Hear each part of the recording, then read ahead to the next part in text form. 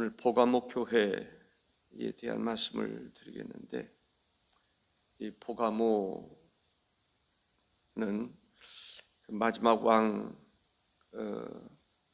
아달루스 3세가 수도를 로마에 이제 헌납을 하게 됩니다. 그때 당시에는 로마가 대단한 번창을 이루고 있을 때에 로마와 전쟁을 한들 이길 수 있겠습니까? 그러다 보니 로마에 보감으로 헌납하고, 그러면서 로마 숭배라고 할 수 있을까요? 로마 황제를 숭배하고, 또 그곳에는 제우스 신도 섬기고 뱀 신도 섬기고, 그 분위기를 우리가 알 수가 있을 것입니다. 로마에 헌납하면서 황제를 숭배하고 제우스 신을 섬기고 뱀 신을 섬기고, 그러한 가운데 교회가 있단 말이죠. 그런 가운데 교회는 교회로서의 그 본질에 충실했을까? 그렇지 않은 모습을 우리가 볼 수가 있습니다. 로마 정부와 교회 서로 타협하고, 그러다 보니까 교회가 이 본래의 교회의 참된 모습을 갖추지 못하고 교회와 정부가 타협하면서 교회의 본질이 흐려지는 것을 볼 수 있습니다. 그렇지 않으면 교회는 핍박을 받을 수 있기 때문에 이 핍박을 피하기 위해서, 면하기 위해서 이 교회와 정부가 타협하는 거죠. 혼합 종교에 타협하는 그런 모습을 볼 수가 있습니다. 그러한 가운데 12절에 보니까 좌우에 날선 검을 가지신 이런 말씀을 볼 수가 있습니다. 이 좌우에 날선 검이다. 검은 무엇을 의미할까요? 좌우에 날선 검이다. 어떤 목사님은 그런 표현을 쓰죠. 시퍼렇게 살아계신 하나님. 무서운 말일 수 있습니다. 시퍼렇게 살아계신 하나님. 자칫 잘못하면 우리가 하나님의 심판을 받게 되고 징계를 받겠다라고 하는 그런 표현일 수 있습니다. 좌우에 날선 검, 타협하지 말아라는 거죠. 정부와 타협하지 마라. 때로는 사회주의, 공산주의와 타협하지 마라. 자유주의와 타협하지 마라. 그런 얘기죠. 교회는 교회로서의 본질에 충성한 사람이 돼야지, 이 세상 어떤 사상과 타협하고, 이 세상 이 정부와 타협하고, 또 세상에 존재하는 종교와 타협하고, 공산주의와 타협하고, 이 자유주의 신학이라고 하는 것도 무시 못하는 거죠. 하나님을 믿는 것 같은데 하나님을 제대로 믿지 않는, 성경을 믿는 것 같은데 성경을 가지고는 있지만은 성경을 하나님의 절대적인 말씀으로 받아들이지 않는 그러한 모습을 볼 수가 있습니다.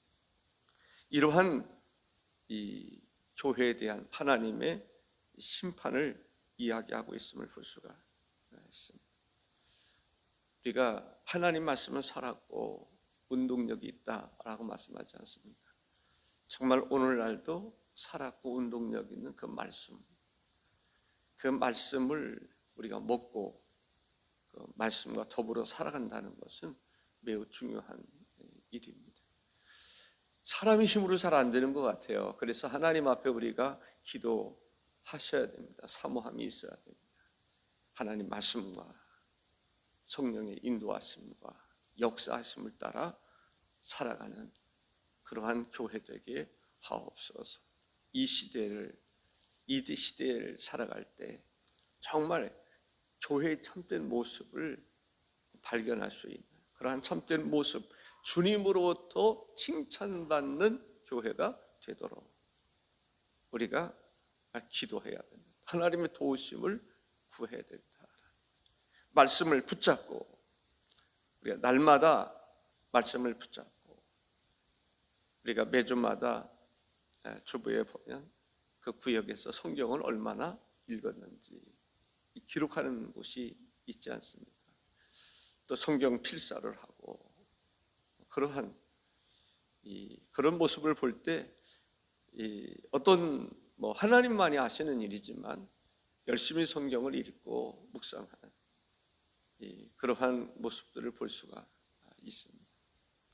말씀을 가까이 하고 말씀이 없이는 안 된다라고 하는, 제가 기억나는 그 목사님 가정을 봤는데 식사를 하기 전에 아침, 점심, 저녁 항상 성경 한 장씩을 읽고 식사를 하더라고요.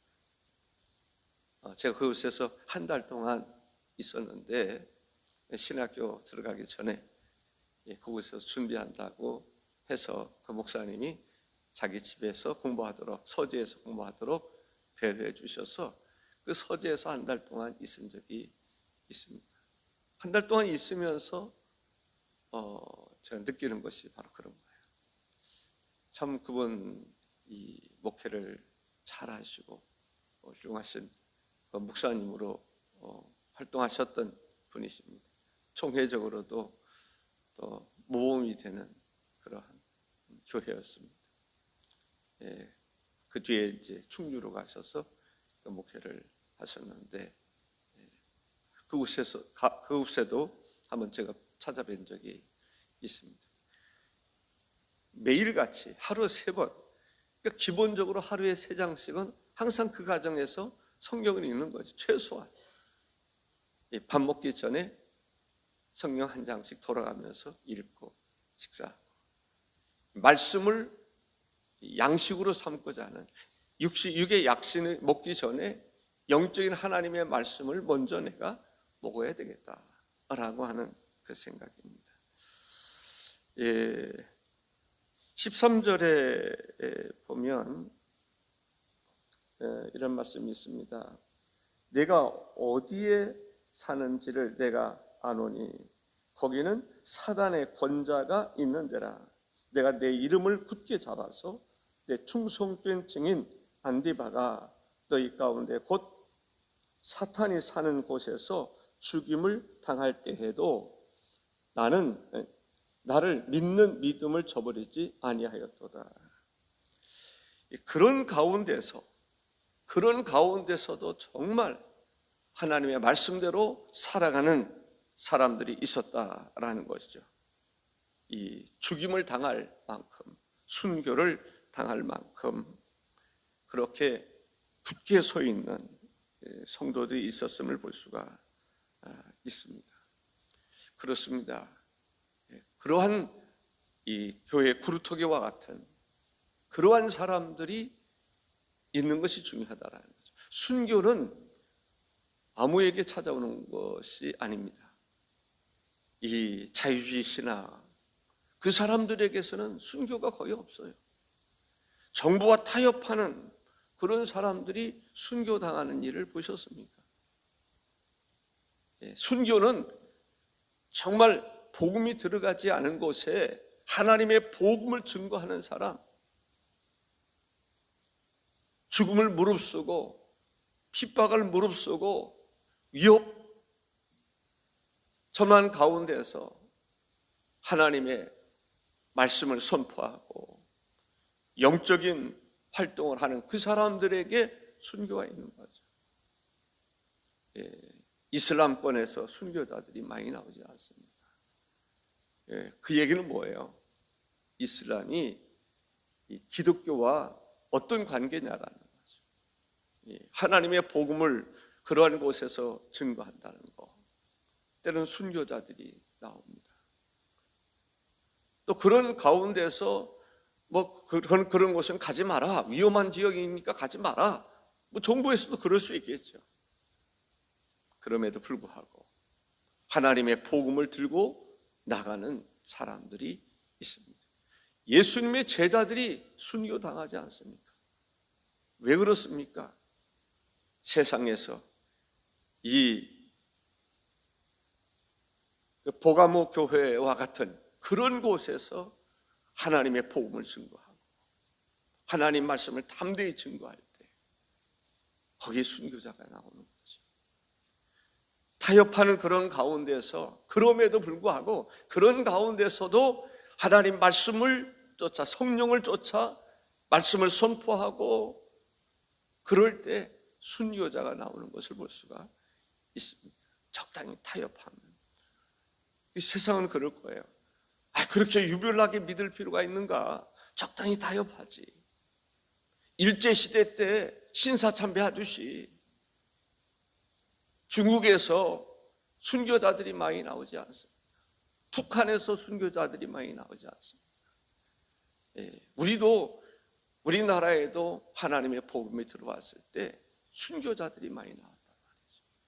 그때 당시에는 그 사람들에 대해서 정부가 뭐라고 말했겠어요? 주변 사람들이 뭐라고 말했겠어요? 주기철 목사님이, 손양환 목사님이 순교를 당할 때, 어떤 그러한 주기철 목사님 순교를 당할 때 주변 사람들이, 목회자들이 꼭 그럴 필요 있냐? 신사참배, 우리도 다 하고 있다. 당신만 유별나게 신앙생활 하지 마라. 목사님들이 그런 얘기 하는 거예요. 그러나 신사참배를 할 수가 없는 거죠. 그러니까 결국은 순교당하는 것을 볼 수가 있습니다. 버가모 교회에도 그러한 순교자들이 있었음을 볼 수가 있습니다. 주님이 보실 때는 정말 칭찬할 만한 사람들이었습니다. 주님이 보실 때에 어떤 마음이겠느냐 말이죠. 주님이 십자가에 달려 죽으셨던 것처럼 주를 위해서, 하나님 복음을 위해서 순교하는 그 순교자를 하나님이 받으시는 것을 보게 됩니다. 스데반이 돌에 맞아 죽을 때에 예수님께서 하나님 보좌 우편에서 일어서셨음을 보게 됩니다. 우리가 적당히 타협하면서 살아가는 사람들, 세상은 그를 칭찬할지 모르지만 주님이 보실 때에는 그렇지 않다라는 거죠. 좌우에 날선 검을 들고 내려치고 싶은 그러한 모습인 것을 보게 됩니다. 그런 면에서 우리는 정말 하나님의 말씀을 그 어떤 것보다도 소중히 여길 수 있는 사람이 되어야 되겠다라고 하는 것을 알 수가 있습니다. 또 보면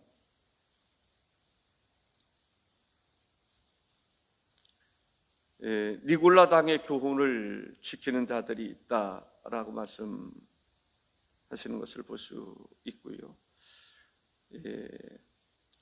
그 사단의 위 보좌가 있다라고 하는 것을 볼 수가 있습니다. 그만큼 그 시대에는 우상 숭배가 만연되어 있음을 볼 수가 있고 그 세력이 대단한 것을 볼 수가 있습니다. 황제 숭배, 우상 숭배, 정말 그때의 이단 교리라고 할 수 있는 발람의 교훈을 따르는 사람, 니골라당의 그 교훈을 따르는 사람들, 그들이 있음을 볼 수가 있습니다. 그 사람들의 특징이 뭐예요? 하나님의 말씀대로 살아가지 않고 있다라는 거죠. 탈성경적인 비기독교적인 삶을 살아가는 것을 볼 수가 있습니다. 그것은 결국은 사탄의 본부가 있다라는 거죠. 그 배후에는 그러한 세력이 있음을 볼 수가 있습니다.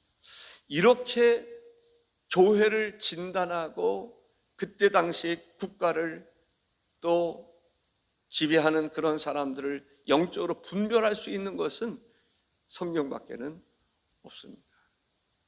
우리도 하나님 말씀을 통해서 이 시대를 잘 분별해서 이 혼합주의적인 그런 삶을 살아가지 말고 정부와 타협하거나 이 이교도들과 타협하거나 이방 종교들과 타협하는 그러한 이 혼합 종교와 같은 그런 가운데서 살아가지 말고, 때로는 순교를 당한다 할지라도 하나님 말씀대로 신령과 진리로 예배할 수 있는 그러한 사람이 되어야 되겠다라고 하는 것이 오늘 본문이 우리에게 주는 교훈이라고 생각을 합니다.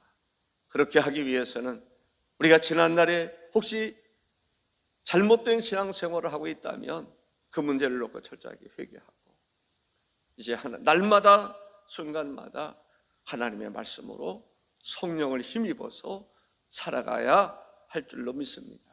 그래야만이 정말 하나님의 임재를 경험하고 주님과 더불어 살아가는 영적인 깊이 있는 삶을 살아가게 될 줄로 믿습니다. 하나님의 은총이 오늘도 우리 모두에게 함께 하시기를 바랍니다. 기도하시겠습니다.